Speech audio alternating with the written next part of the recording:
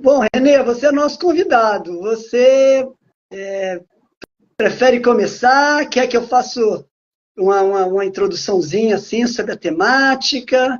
E como você prefere? Eu acho legal você introduzir Tá. a temática assim, Rinaldo. Antes de mais nada, agradecer aí o convite, né, do Marco, do Rinaldo. É um prazer estar aqui com vocês nessa conexão Brasil-Portugal. Fiquei muito feliz. E o Tônio já me mandou uma mensagem. Ai, que legal que vocês três estão juntos. Então, também, muitas pessoas alegres com esse encontro. Que bom. Para mim é um prazer. Eu vou falar também. E aí eu passo para você, Marco, você também fala, e aí passa para o Renê, então. E é muito legal, porque eu acho que Marco, apesar de morar em Portugal, é nascido em Moçambique. Então, as raízes dele são africanas. Renê, você nasceu no Brasil, né, Renê? Mas você tem a tua família toda alemã, você traduziu Hellinger em alguns eventos, então você teve muito contato com ele nesse início, né? O que me interessa muito nessa conversa, assim, né, que a gente vê hoje como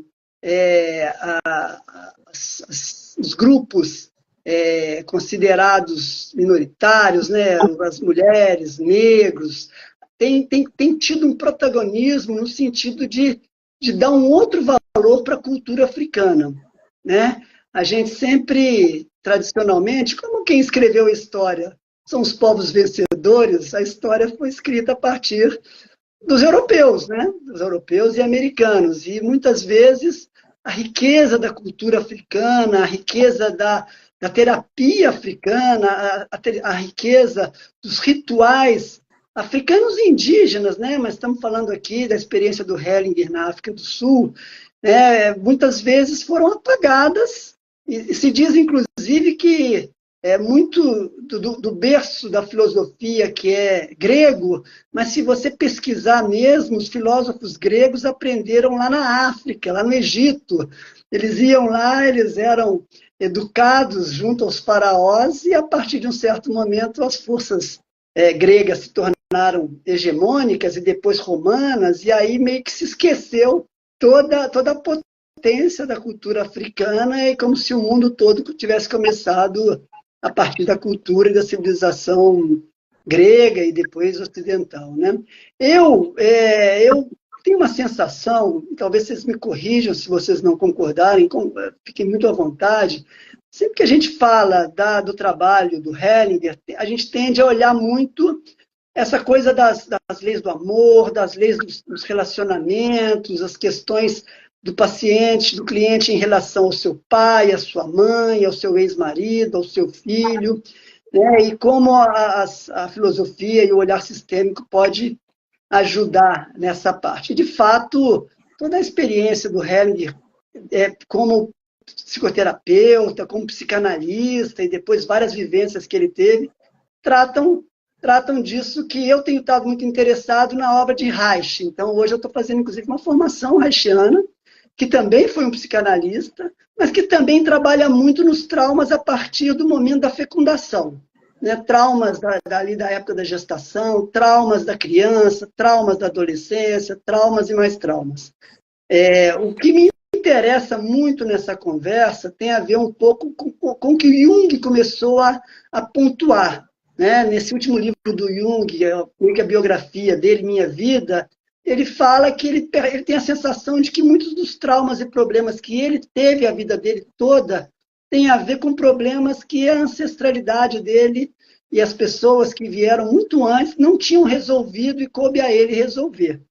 Né? O que eu acho que é maravilhoso na obra do Hellinger, e que nem sempre tem tanta importância, mas que eu queria que a gente falasse disso, é justamente de que Hellinger, para além de concordar com essa visão, né, dos traumas transgeracionais, ele criou toda uma ritualística, né, as constelações, com toda aquela... É um ritual, para mim, é um ritual comunitário, um ritual onde as pessoas que estão ali em volta, elas são tratadas tanto quanto o cliente que participa, muito na linha da tradição africana, e eu quero crer que esse lado da espiritualidade bebe muito nessa fonte africana, dos 25 anos que ele teve na África do Sul, lidando lá com as tribos Zulus. E, enfim, essa é a bola que eu levanto para a gente começar a conversar. Em primeiro lugar, eu toco para o nosso amigo africano aqui do lado, Marco Almeida. Siga. Pois é, muito obrigado, Rinaldo, muito obrigado, Renê, também, por aceitares este convite. É uma alegria para mim sempre, porque apesar do Brasil ser um país muito grande, eu fico sempre com a sensação que é mais fácil para os meus amigos do Brasil se encontrarem do que eu viajar para aí ou vocês viajarem para cá. Então, para mim é muito, muito bom e muito gratificante poder ter estes momentos e, sobretudo, este momento hoje contigo e com o Rinaldo. Quanto à nossa temática, ao nosso tema,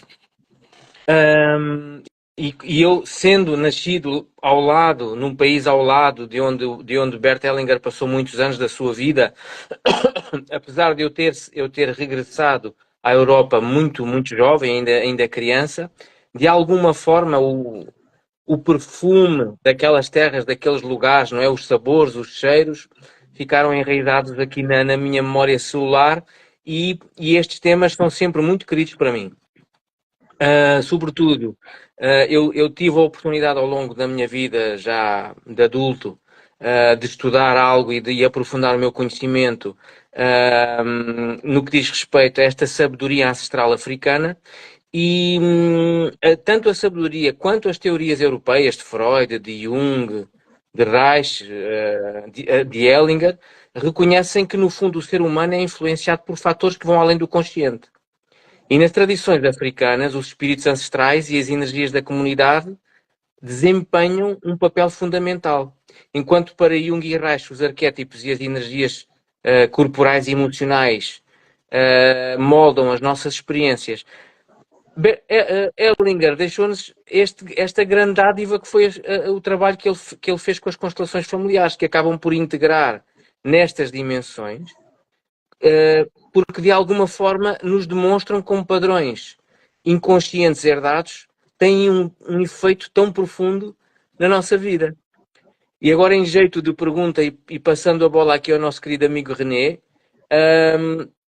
eu deixava esta pergunta para o René, para os dois, claro, de como é que a sabedoria ancestral africana e as ideias de Freud e Jung sobre o inconsciente poderão ser integradas para uma visão mais completa da saúde humana. Sim, sim. Talvez a palavra integrativa aí, né, Marco? Né? Como a gente pode integrar isso, né? Que é um esforço que a gente faz, né, junto não só a constelação familiar, mas as abordagens que a gente usa. Né? Vocês recentemente entrevistaram aí o colega Tônio Luna, né, que integra aí a psicologia, a análise reichiana, a arte, né, a condução de atores, né, a direção, quer dizer, ele integra muitos fatores. Né? Gostaria de pegar um ponto aí falado pelo Rinaldo. Gostei muito da temática, né, terapia comunitária.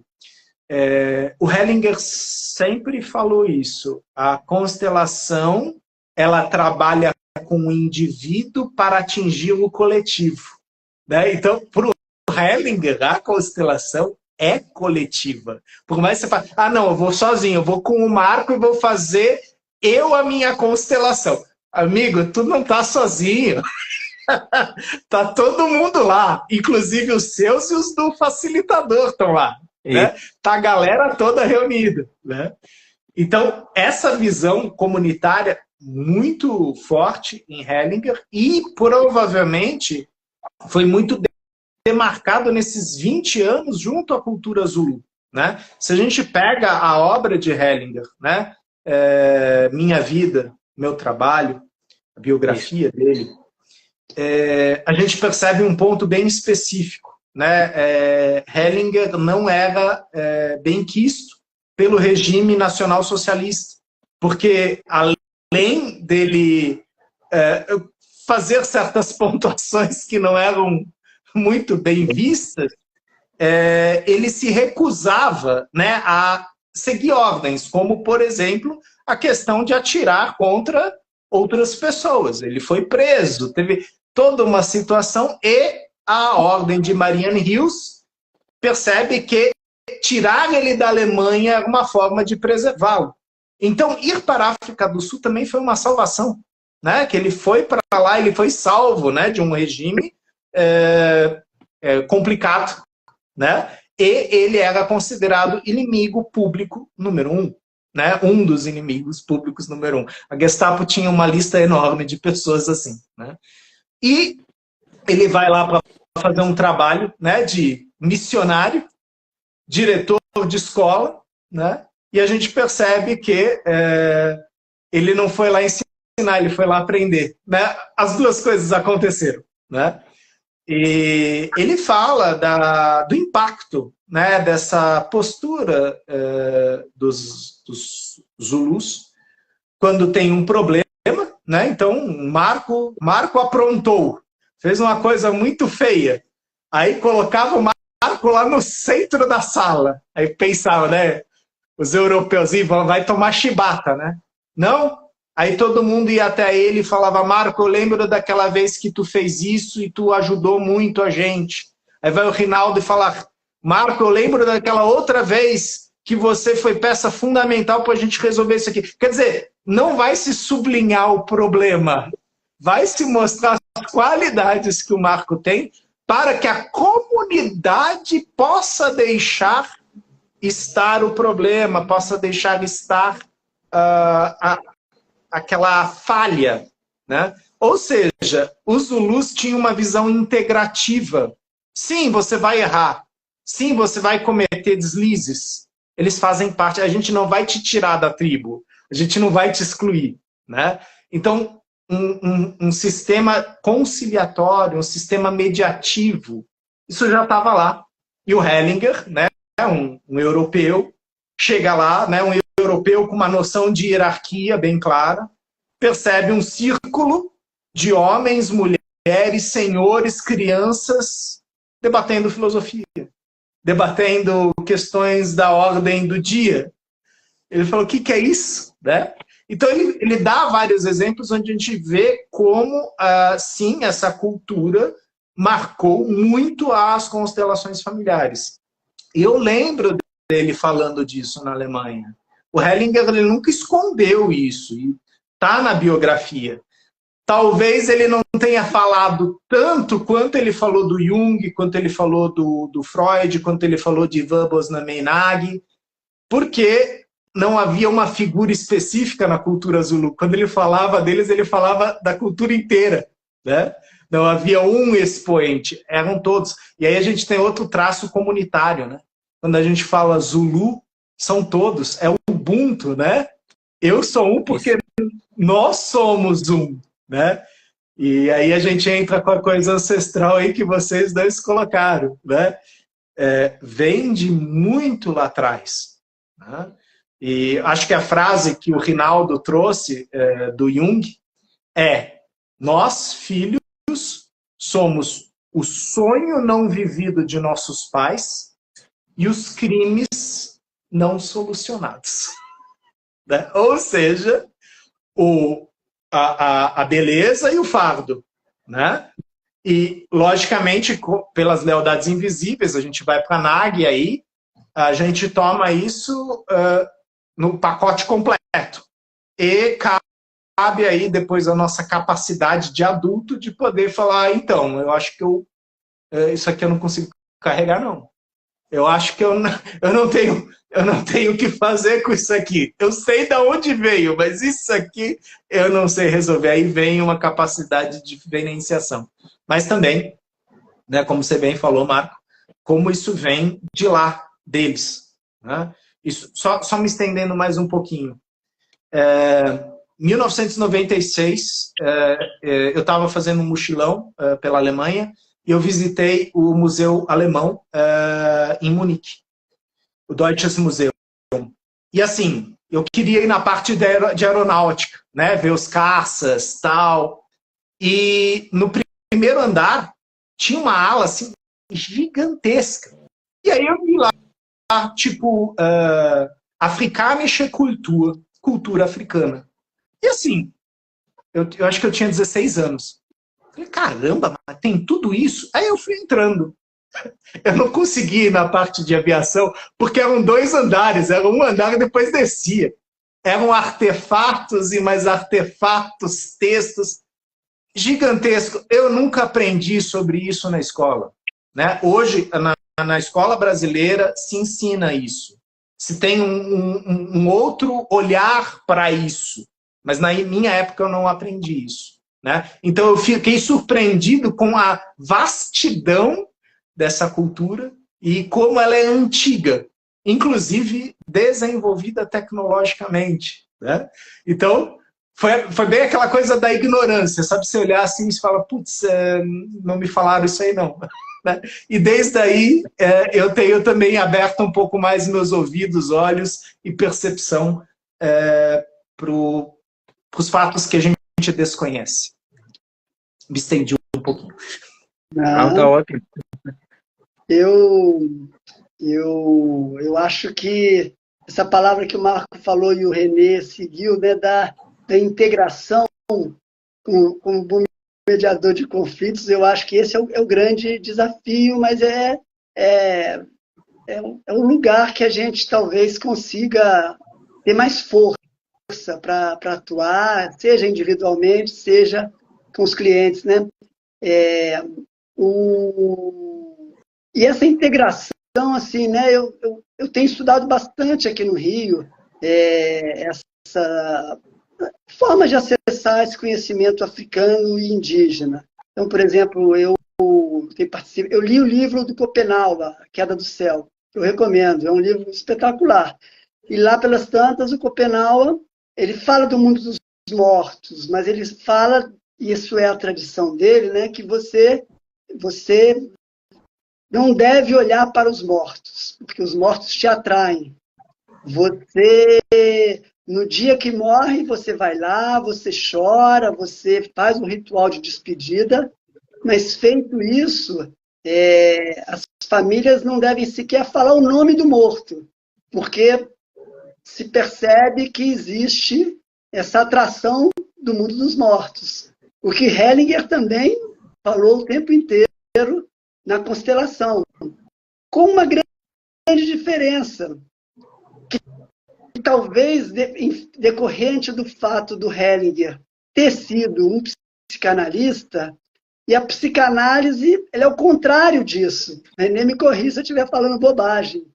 Para a psicanálise, se você tem um trauma, você tem que olhar para o trauma, porque o trauma e a doença e os sintomas e os problemas acontecem justamente porque a gente viveu uma situação muito traumática em determinado momento, aquilo foi tão duro, tão duro, tão duro, que você não olha para aquilo e aquilo vai para o seu inconsciente e vira um recalque, né? Vira esse material que continua ali borbulhando, mas que você não tem acesso. E a psicanálise, então, ela trabalha, através da elaboração, formas de acessar esse conteúdo e o terapeuta, com a sua escuta e, né, com as interpretações dos sonhos, ele vai estar ajudando o paciente a olhar para isso, olhar para os traumas, né, da infância. Né? Hellinger, por isso é que eu acho que Hellinger, ele diferente de outras pessoas que até percebem da importância e da existência dos traumas transgeracionais, aquela autora francesa, Anna Anselin, que falou da síndrome do aniversário, das pessoas seus pacientes que tinham câncer ou que eram suicidas, e quando se faz uma pesquisa genealógica, aquilo se repete, eventualmente salta uma geração, mas aquilo vai se repetindo. Mas tá, eu sei que eu tenho isso, eu sei que eu estou emaranhado com essa pessoa, mas o que fazer se eu não posso? Se olhar para isso é desrespeitoso. Também tem isso, né? Como olhar, como dialogar com esse mundo dos mortos sem ser desrespeitoso. Eu tenho frequentado aqui no Rio também umas reuniões semanais que o Museu Nacional faz, com várias, num núcleo que só trabalha a cultura africana, de vários doutorandos que estão pesquisando terreiros, pesquisando locais onde se usa as medicinas da floresta, como a ayahuasca. E, de uma maneira geral, olhar para esse mundo dos mortos é algo para muito poucos, é algo para o pajé, é algo para a mãe de santo, porque eles detêm não só uma capacidade de diálogo com esse mundo além, como eles têm as proteções para que isso se dê de uma maneira respeitosa, né? O que me chama muito a atenção é que Hellinger ele mostrou e mostra nas constelações que, dependendo, se você não quer salvar os seus ancestrais, se você não quer julgar os seus ancestrais que são assassinos, ou que seja, né? Isso é que eu acho fascinante, que ele, de alguma maneira, ele oferece um material para que cada um possa olhar para esse lugar. E é um desafio, né? Porque mesmo a gente olhar para isso, a gente pode, sem perceber, ser desrespeitoso. Isso não é bom, né? A gente, às vezes, faz a pesquisa e começa a ir para um lugar ali que está difícil e insiste, e a gente aprende que não tem que insistir, né? Tem segredo que tem que ficar lá em segredo, e a gente respeitar até onde pode ir. Então, assim, eu acho que o trabalho de Hellinger, nesse sentido, né, de que, de fato, é um ritual, é comunitário, maravilhoso isso que o René falou. A cultura africana também tem a hierarquia, né? A capoeira tem hierarquia, o candomblé tem hierarquia. Isso eu acho que é uma coisa que também é uma força dos africanos, a gente valorizar, e valorizar essa doença que, como René falou, quando tem um conflito, toda a tribo ela é corresponsável por aquela pessoa que mata. Se fulano matou, ele tem responsabilidade, mas todos nós temos responsabilidade. Eu, se sou pai, também tenho, eu que sou mãe, também tenho. Então, todo mundo vai ter que buscar olhar para isso junto. E a doença também é comunitária, a doença é ancestral. Eu queria perguntar para o René e para o Marco, como é que eles veem essa coisa da cultura africana, de que a gente vê no Ocidente que a doença sou eu. Eu fiz uma doença porque eu não me cuidei, porque eu bebi, porque eu não tenho atividade física. A gente está muito centrado no eu. Aí vem a cultura africana e fala, olha só, essa doença que você teve, ela é sua, mas ela é de muito mais gente antes, né? E talvez a cura seja a oportunidade que a vida e que a ancestralidade está te dando para experimentar. Mas, enfim, eu queria ouvir de vocês essa ideia de que será que o propósito da vida da gente talvez seja essas curas ancestrais? Faz sentido pensar no propósito, né? Se eu tenho uma família de suicidas, talvez o meu propósito seja olhar para isso e fazer diferente? Pois é. Passa a bola. Se o René não se importar, eu vou pegar este gancho e depois ele continua.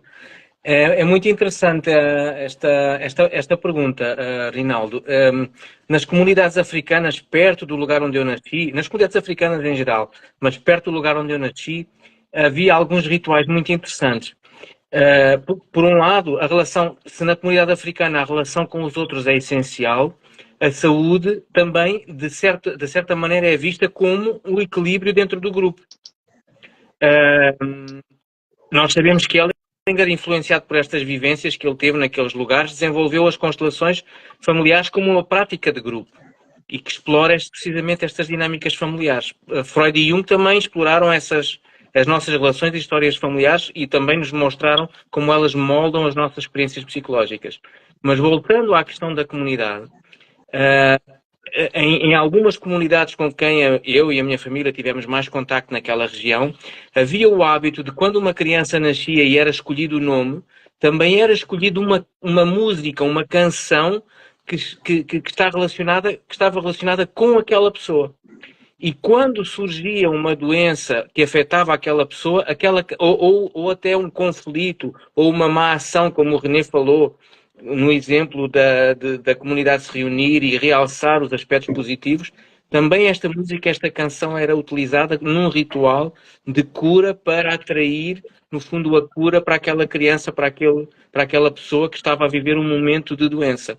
Isso era feito também em comunidade e em grupo, e de certa forma era algo que contribuía não só para a recuperação da saúde daquele elemento em si, mas também favorecia a cura dentro da comunidade.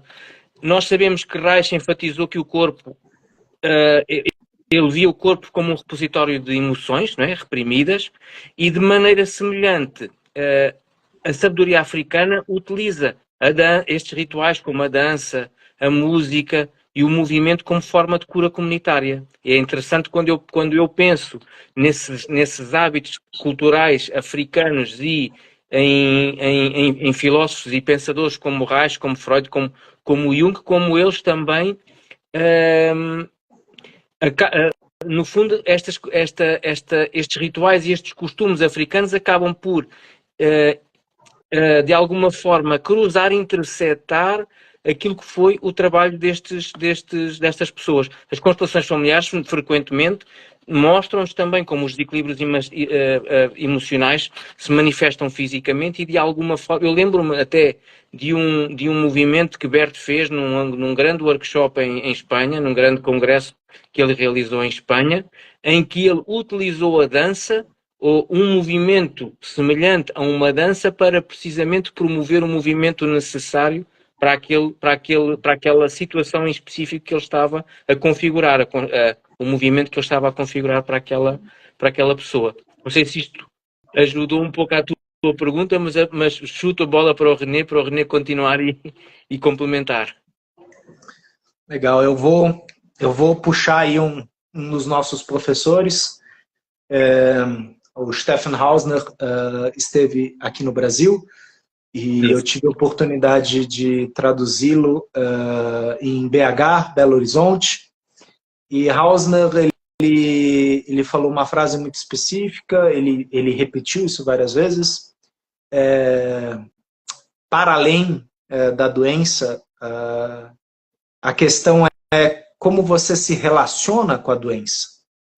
Em várias constelações, a gente percebeu que a doença ela estava no lugar de algo que não podia ou não queria ser visto, né? E no campo se mostrou, às vezes, né? Ele não necessariamente colocava, isso é a terceira, a quarta geração, mas isso já estava no sistema, né? Isso está aqui agora e já esteve tal. Quer dizer, uma das frases de Hellinger é: quando eu coloco a doença no campo, às vezes o representante da doença aponta para alguém no sistema.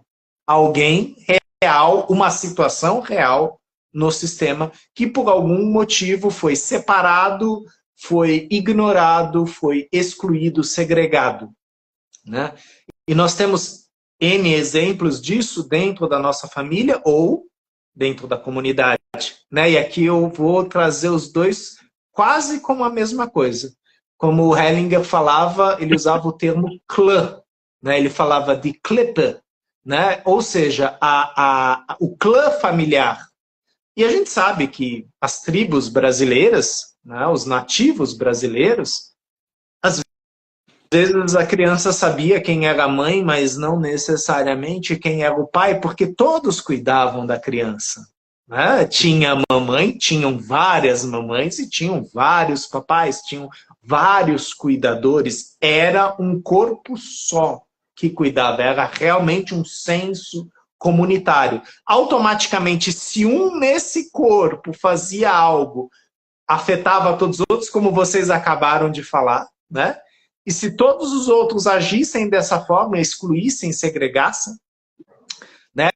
O outcast, né? Aquele que é banido da tribo. E a gente sabe de histórias de vários povos que tinham rituais de banimento. O banido não fica lá fora, ele volta. Só que não, nem sempre nessa geração. Ele volta depois de 2, 3, 4 gerações, às vezes numa criptografia sintomática, né? Então, o Freud usava esse termo, né? O sintoma, ele é um hieróglifo, ele é uma linguagem, só que é uma linguagem que eu não entendo. Eu olho assim, eu falo, olha, eu sei que isso aqui quer me dizer alguma coisa, Só que eu não sei se eu tenho a força, a vontade para entender o que é isso que está me dizendo.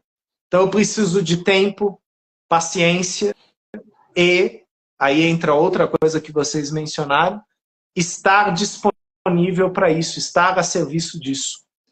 E às vezes não há cura a serviço.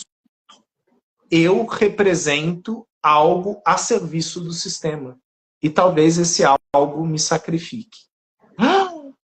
Bom, eu ouvi isso do Peter Spelter várias vezes da cabeça. Assim, tá. Não, mas peraí, a gente vai fazer isso aí para curar. Então, tudo tem limites e amplitudes. A constelação não mostra só amplitudes, ela mostra também fronteiras. Às vezes, numa doença é uma fronteira necessária para todos no sistema. E se você falar, não, eu abro mão disso, bom, outra pessoa vai ocupar esse lugar. Então, existe um preço a ser pago. Né? Logicamente, eu falei de maneira bem genérica aqui, né? Cada caso é um caso, cada caso tem que ser avaliado em sua especificidade, mas a gente percebe que todos nós, como indivíduos, Marco, Rinaldo, Renê, nós estamos a serviço de algo muito maior que é a nossa família, a nossa comunidade, a nossa cultura. E nós influenciamos e somos influenciados por isso. Nenhum homem é uma ilha. Né? E tá aí. Meu sintoma talvez seja o sintoma de muitos, ou talvez eu tome isso para mim e falo, eu pago esse preço. Né? E aí eu vou estar a serviço. Né? Como acontece, o Rinaldo mencionou aí o xamã. Né? O xamã é aquele que conversa com os mortos. É uma postura muito específica que exige dele algumas renúncias, né? Da vida social, de prazeres, porque ele está em contato com algo muito profundo. Né? E aí uma frase que o Bert Hellinger fala que eu acho maravilhosa. Né? Você não tem uma alma, uma grande alma habita você.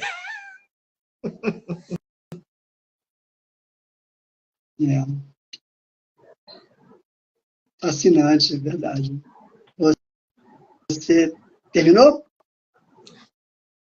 Até aqui, sim. Eu não sei se a frase é exatamente assim, mas né, a gente sempre pega aquela coisa do individualismo, né, do egocentrismo. Não, eu tenho a minha alma. Não, meu amigo.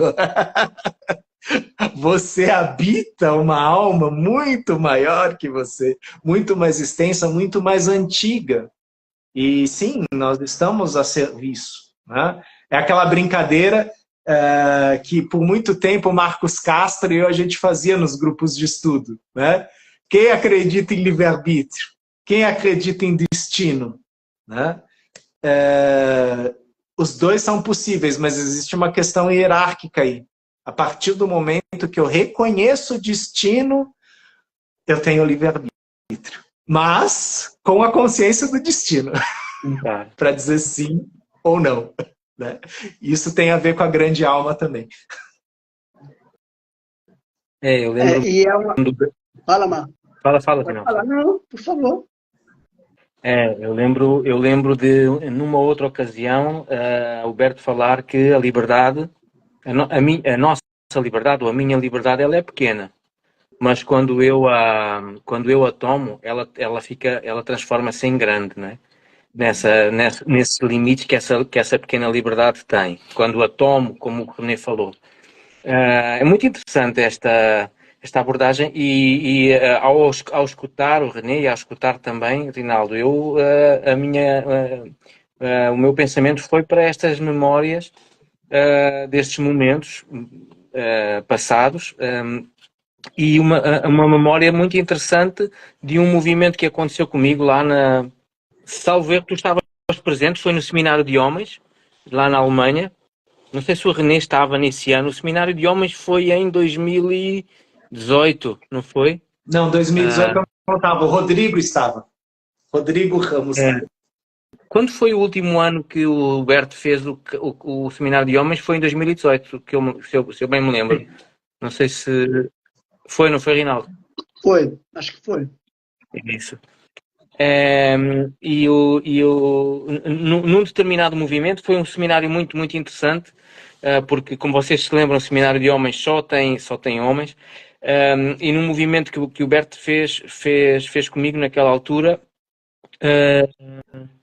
o tema era sobretudo direcionado ou focado na nossa relação enquanto homens com o nosso pai. E a dada altura, no final do movimento, o Bert falou para eu falar uma frase para o meu pai, e a frase era: pai, assim eu morro. Uhum. No fundo, aquela frase teve um impacto tão grande. Depois terminou o movimento e naquele momento eu fiquei um pouco assustado. Pai, assim eu morro é uma frase muito forte, não é?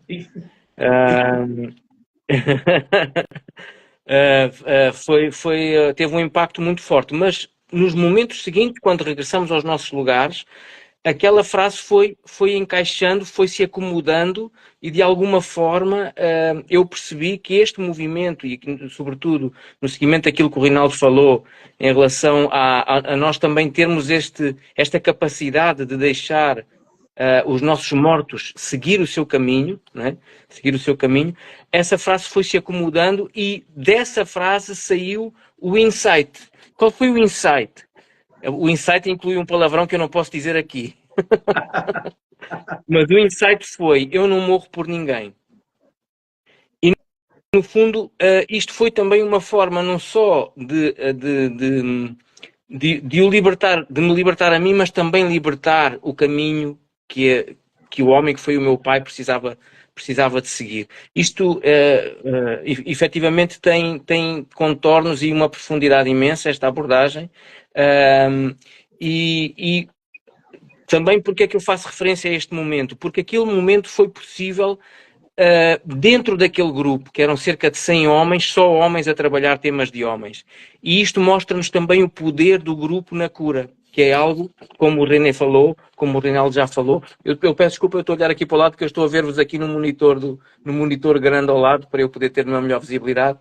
E isto tem muito a ver também com aquilo que a comunidade, a terapia comunitária africana, nos traz, que é esse reconhecimento que a cura ocorre no coletivo, quando nós envolvemos todos os membros do grupo.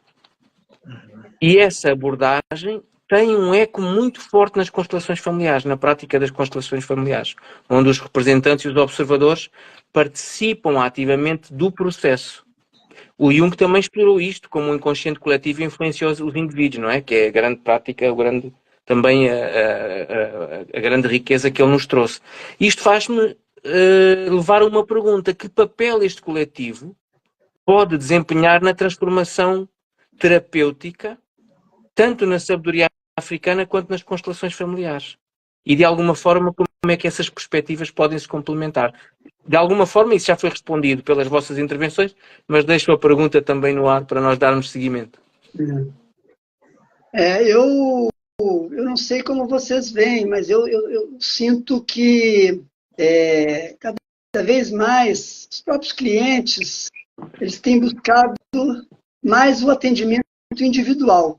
Tem sentido menos disponibilidade das pessoas para irem participar de um workshop onde terceiros estão trazendo seus temas. Eu acho que é um pouco esse momento muito utilitário que a cultura atual, né, ocidental tem de resolver o meu problema, e aí então eu vejo muitos workshops acontecendo dentro de cursos de formação, onde as pessoas vão para se formar, mas aquela situação que era mais frequente no passado, das pessoas irem para se forem constelar bem, mas né, para ir para apoiar o trabalho de terceiros e deixar a coisa um pouco mais solta, respondendo a fala do Marco aí, né?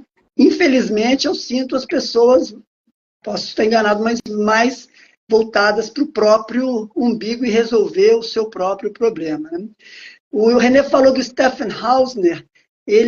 quando ele esteve aqui, eu vi uma fala dele que eu gosto muito dele também. E ele estava fazendo uma reflexão sobre o tempo, o presente, o passado e o futuro, né? Qual o sentido de cada uma dessas dimensões, né? Ele falou, bom, o futuro tem a ver com o que a gente faz hoje. A gente pode imaginar, a gente pode fantasiar, a gente pode projetar. Em algum momento é importante a gente pensar no futuro, mas o que de fato tem valor é o presente. Aquilo que eu faço hoje é o que vai determinar o meu futuro. Tem toda a questão do destino, a gente sabe que o livre-arbítrio é algo muito limitado, mas, de fato, a gente sempre tem ambientes onde você pode dizer sim ou não para uma pessoa, para um trabalho, para uma situação, e aquilo vai ter repercussões no futuro. Mas o que ele falou que eu achei mais fascinante é assim, e o passado? O passado, o que importa do passado é aquilo que está para ser resolvido. Eu achei isso espetacular. Porque a gente fica olhando, às vezes, para o passado, se culpando, e no fundo, e às vezes, olhando para a culpa que o pai teve, que a mãe teve, eu tenho feito um trabalho com as pessoas que me procuram para constelar, um trabalho de psicogenealogia, pedindo que as pessoas, antes do trabalho, façam uma pesquisa, um genograma, busquem um pouco de informação, né? E às vezes isso aparece, né? E aí, muitas vezes, no trabalho, essas informações que se chegam de, né, um avô que foi assassinado,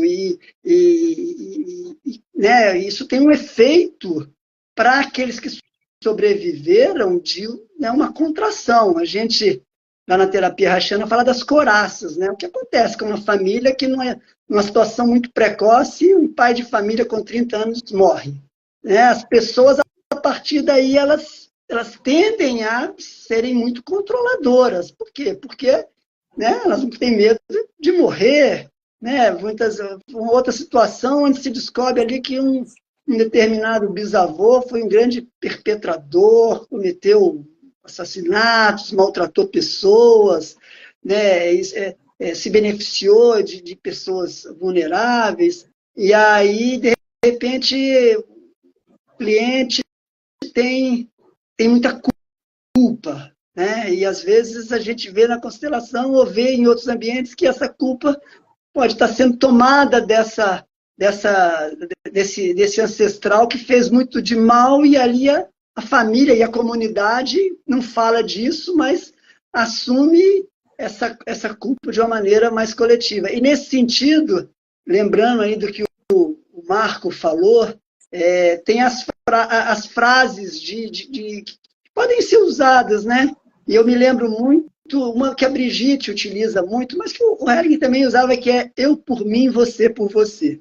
Você vai lá, tem toda a lógica, eu vejo você, eu sinto muito, né?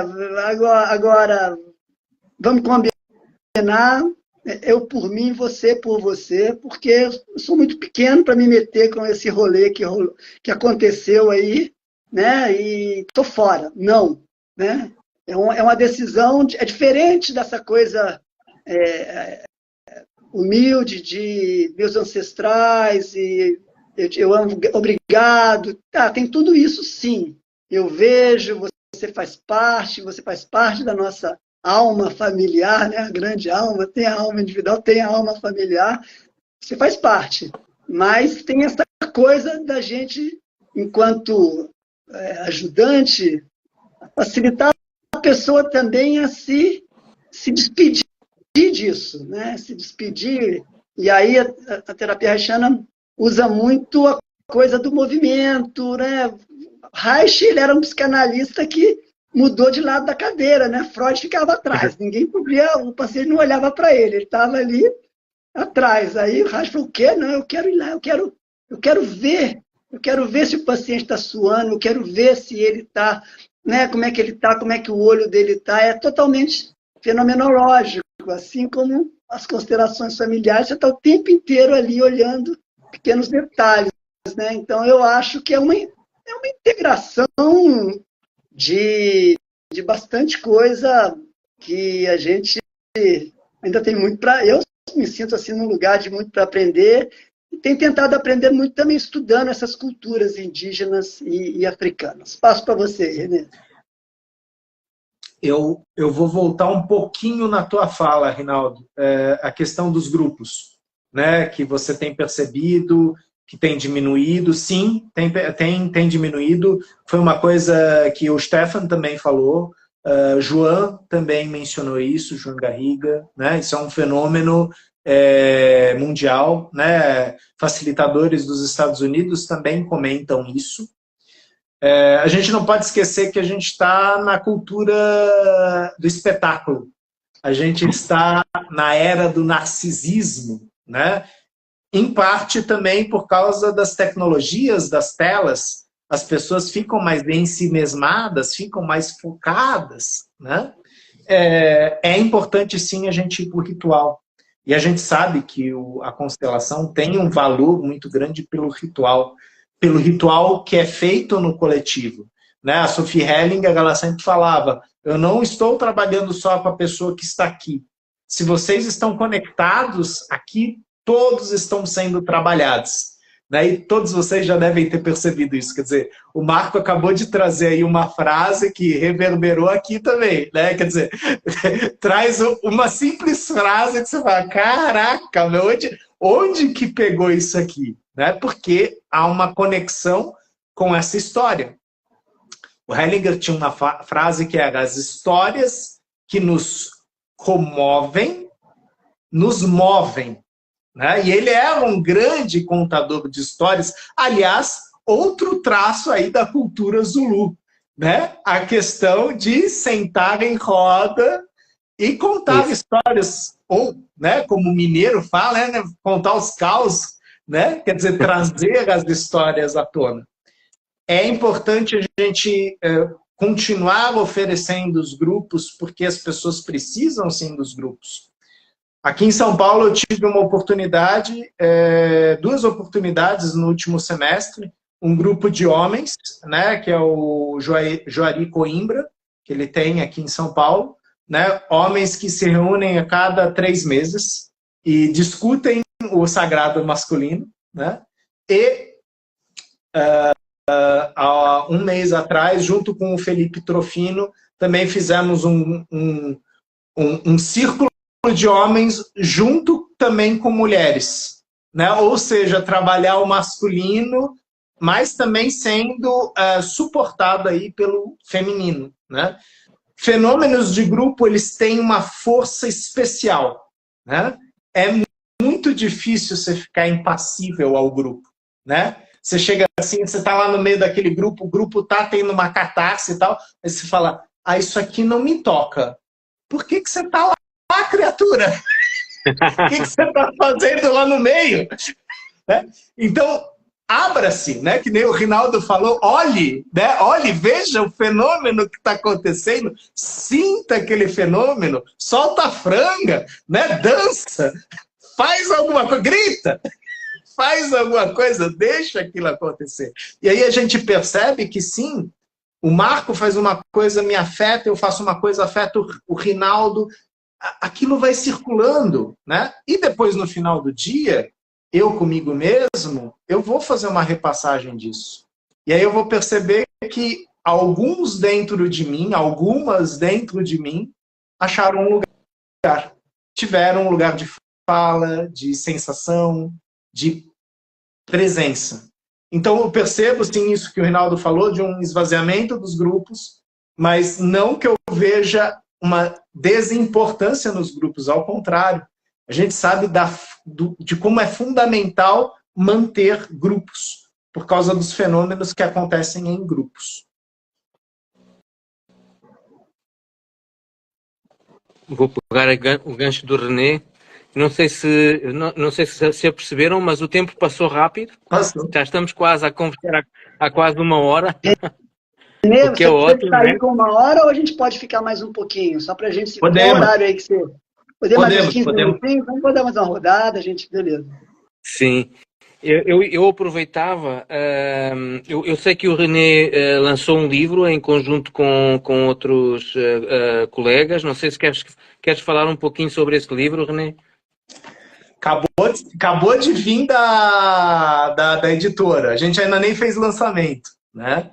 Mas isso aqui são 2 anos de pesquisa, né, dentro do direito sistêmico, da pedagogia sistêmica, da psicologia, da medicina, né? Vários de nossos professores estão aqui, entre eles o professor Renato Bertatti, né? E nós pegamos a obra de Bert Hellinger para falar de temas-chave, como, por exemplo, postura, sexualidade, diversidade, atendimento individual, atendimento em grupo, frases de solução. Quer dizer, a gente pegou verbetes principais. Essa pesquisa levou um tempo e não é só isso aqui. Cada uma das páginas tem QR Codes que levam para a enciclopédia de constelação que a gente foi trabalhando. A gente está trabalhando isso desde antes da pandemia, né? A Daniele Precoma, ela começou a fazer a rede sistêmica, né? Então a gente foi juntando artigos e tal, e essa também é a nossa forma, Marco, de trazer alguns parâmetros no sentido acadêmico sobre constelação familiar. Não é um livro efetivo do tipo, a gente respondeu tudo. Não, não. A gente está começando a responder algumas coisas que talvez ficaram ocultas, nebulosas. Então, isso aqui é um livro de pesquisa, né? E obrigado por dar espaço de falar sobre esse livro, e gostaria de agradecer a todos os colegas que tornaram isso aqui possível, né? Sam Storch, Inácio Junqueira, Daniele Precoma, Marco Castro, Irineia, Larice Pedrosa, temos várias pessoas aqui. Poxa, Marco, então, o Momento Jabá, então, fala também do seu livro aí, poxa, acabou de sair, eu queria dizer que você também falasse. Muito obrigado. Vou pegar o meu também aqui, deixa o Marco. Boa, Momento Jabá. Vou querer muito ler, né, quando houver oportunidade, depois ficamos em contacto, se puderes enviar um exemplar para cá, eu fico muito agradecido. Então, eu ia aproveitar para falar um pouco também do livro. Acabei de receber acabou de chegar esta semana. Ele tem o título de Em Seu Lugar de Força.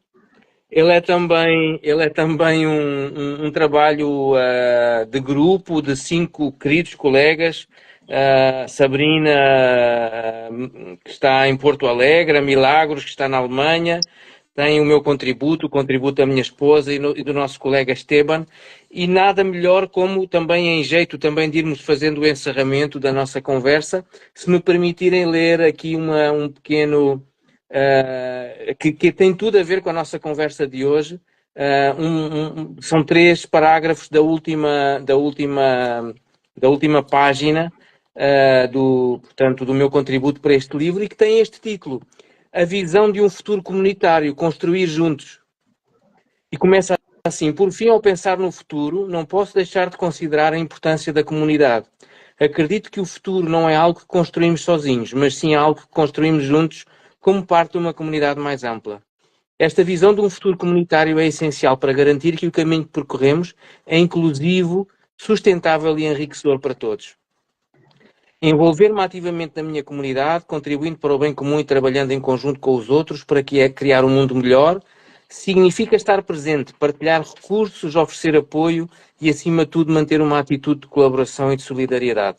Acredito que, ao construir juntos, podemos alcançar muito mais do que poderíamos sozinhos, e que o futuro será tanto mais rico quanto mais estivermos dispostos a partilhá-lo com os outros. É uma alegria partilhar este momento com vocês os dois. Espero que tenhamos muitas oportunidades assim, agora como a de hoje, no futuro, e quem sabe até o campo permitir que façamos um trabalho em conjunto. Talvez aí, talvez aqui, vamos lançar a semente e esperar que ela cresça, que ela germine. Muito obrigado. Passo a palavra ao Rinaldo. Talvez até um grupo de masculino, né, Marco? Isso, né? Trazer essa experiência que o Rinaldo, você e eu temos e, né, de repente, facilitar um grupo terapêutico comunitário masculino. Masculino, excelente ideia. Aqui já comprei. Não, eu vou, já que o momento é, vou lembrar do meu humilde livrinho de 2018, né? E que, no fundo, é uma oportunidade, eu acho que é muito bacana a gente conseguir sentar. O René tem uma produção, não sei como você consegue fazer tantos livros e tantas produções, é admirável, né?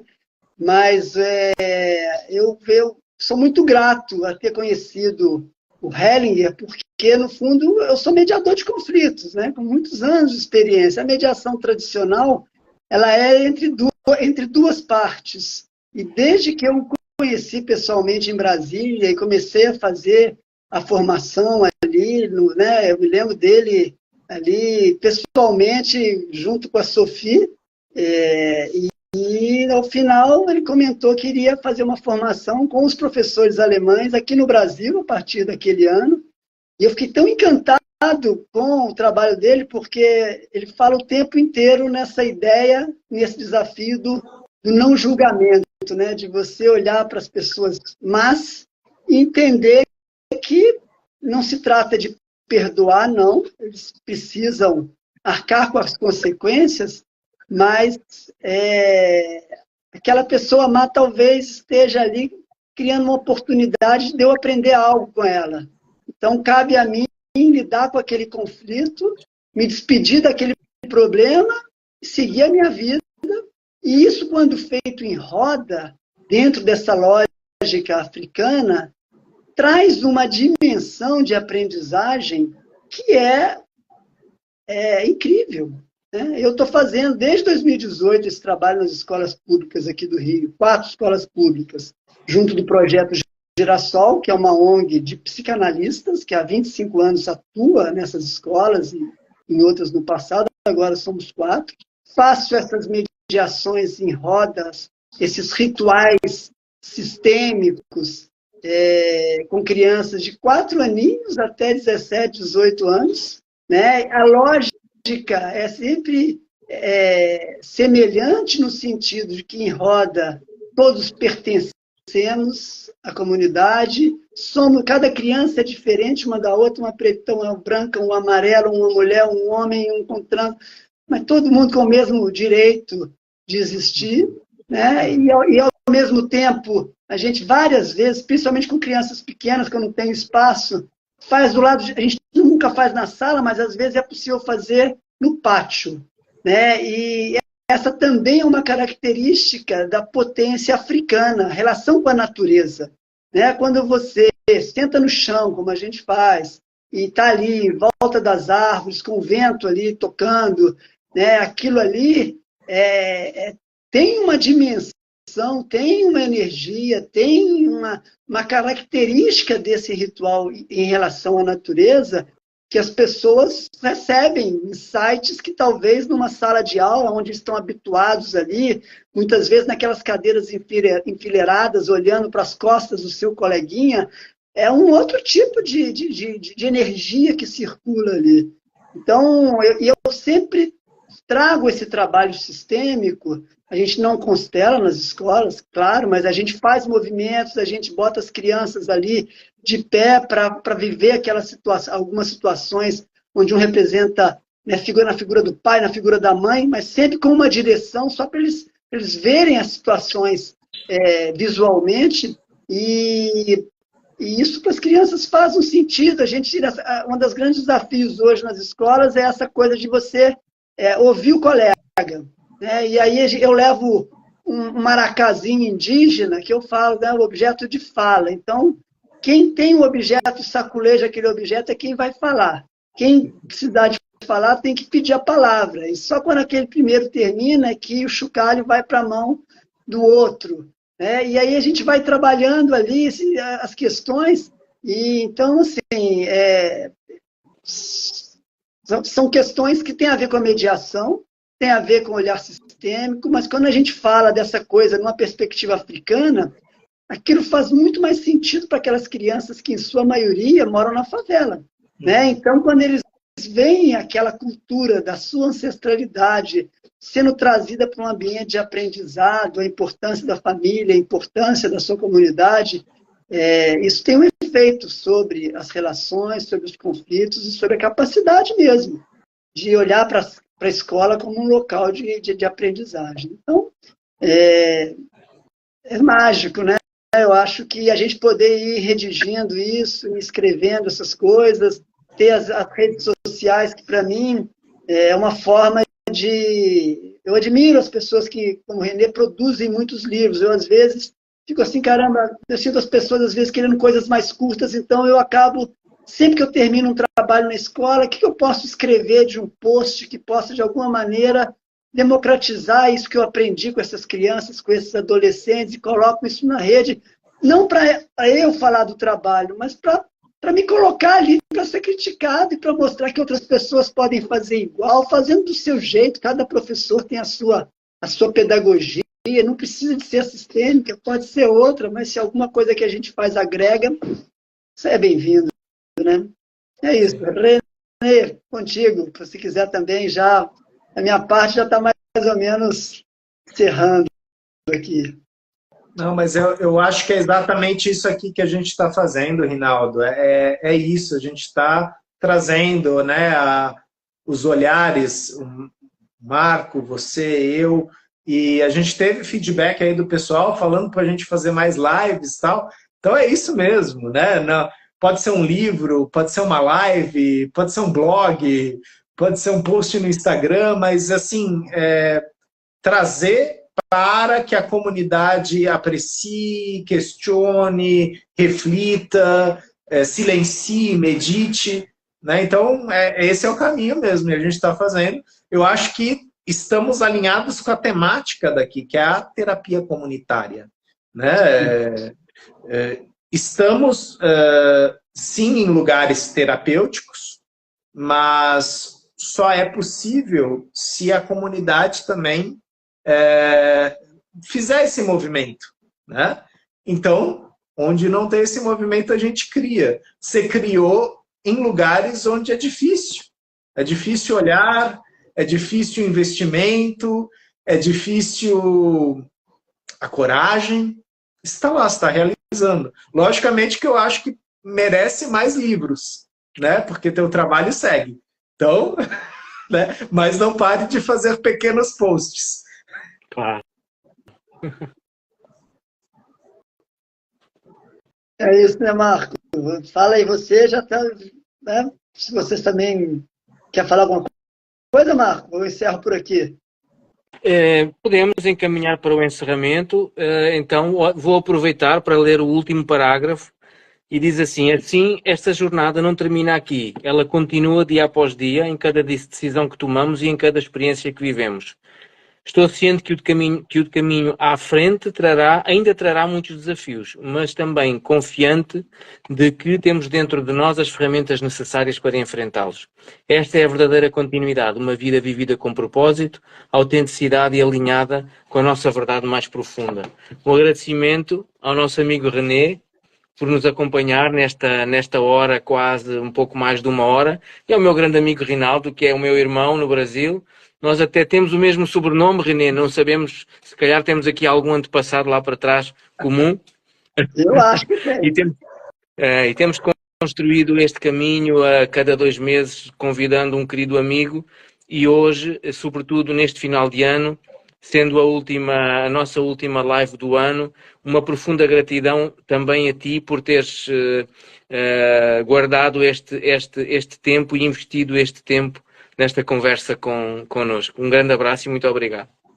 Prazer. Eu queria, então, também fazer um fechamento aqui, nesse sentido de que estamos no final do ano e no final de um ano difícil, né? Quando a gente olha, todos nós aqui, eu acho que o olhar sistêmico tem também algo que o René falou assim, né? Da gente, em algum momento a gente quer lutar pela cura, em outros momentos a gente concorda, né? Não é uma concordância passiva, onde a gente fica desanimado e achando que pode ser que a guerra da Ucrânia se torne uma terceira guerra mundial, pode ser que a guerra no Oriente Médio conflagre o planeta de uma maneira irreversível, pode ser que a emergência climática tenha passado, pode ser várias coisas, mas no fundo,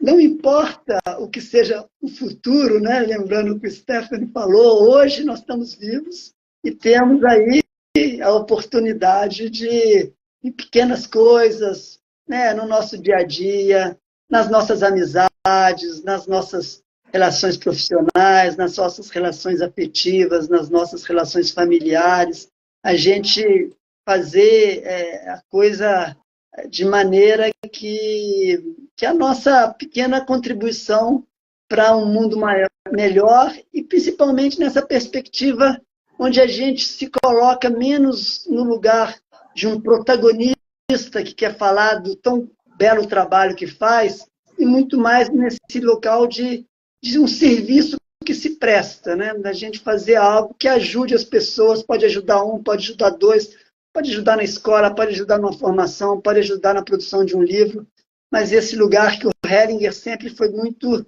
para mim, um exemplo de uma pessoa de uma extrema humildade, né? Desse lugar ali dele, ele tinha aquela coisa da firmeza dele, mas era o trabalho dele falava por si, e isso tem uma força. Nosso amigo Tônio ali, que beleza, um grande abraço de final de ano. Matheus passou por aqui também, não sei se já esteve. Eu não consigo olhar muito ali, não, mas muitíssimas graças para todos. Agradecer a todo mundo que passou aqui, que acompanhou a gente. Foi um prazer estar com todos vocês. Isso, um grande abraço também, umas boas festas e umas ótimas entradas no ano novo, que vai ser um ano espetacular para todos nós. Tá bom, gente. Então, até a próxima. Beijo.